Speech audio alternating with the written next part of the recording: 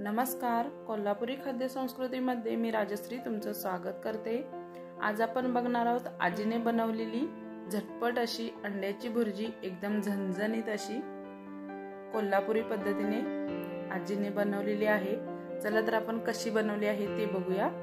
तर त्याच्यासाठी इथे एक मोठा कांदा चिरून घेतला, त्याच्यानंतर एक टोमॅटो मीडियम साइजचा चिरून घेतला, थोडीशी कोथिंबीर घेतली चिरून, लाल तिखट, घरचा कांदा लसूण मसाला, थोडासा गरम मसाला आणि हळद। इथे 3 अंडी घेतलेत आम्ही।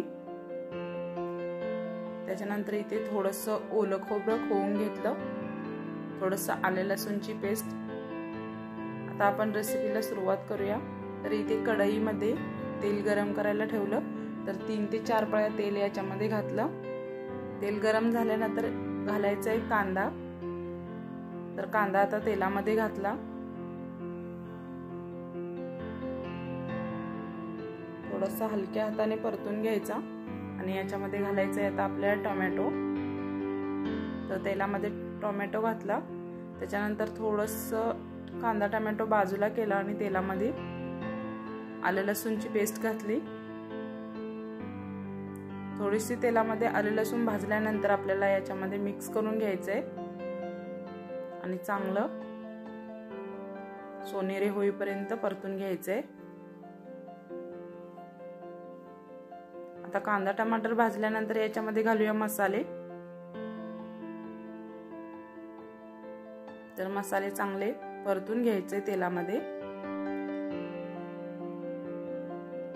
आता याच्यामध्ये आपण घालूया अंडी फोडून।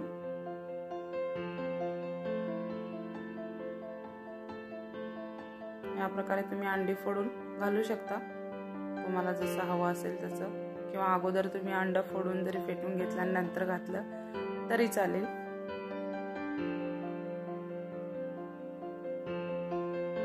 आता घालूया थोडंसं मीठ वरून, पाव चमचापेक्षा थोडंसं जास्त, आणि आता अंडी परतून घेऊया।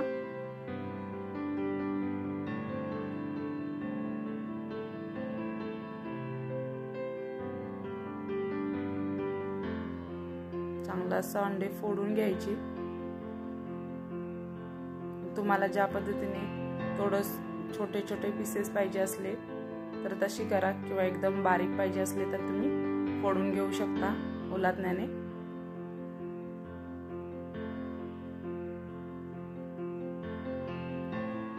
आता याच्यावर घालूया ओलं खोबरं कोवलेलं,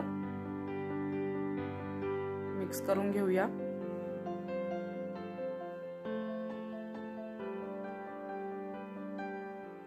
आता याच्यावर थोडी कोथिंबीर घालूया बारीक चिरलेली, मस्त असं मिक्स करून घेऊया। इथे आपली अंड्याची भुर्जी परफेक्ट अशी तयार झाली।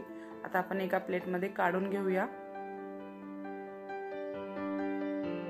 तुम्ही एकदा ह्या पद्धतीने नक्की ट्राय करून बघा। वरून थोडंसं ओलं खोबरं घालूया।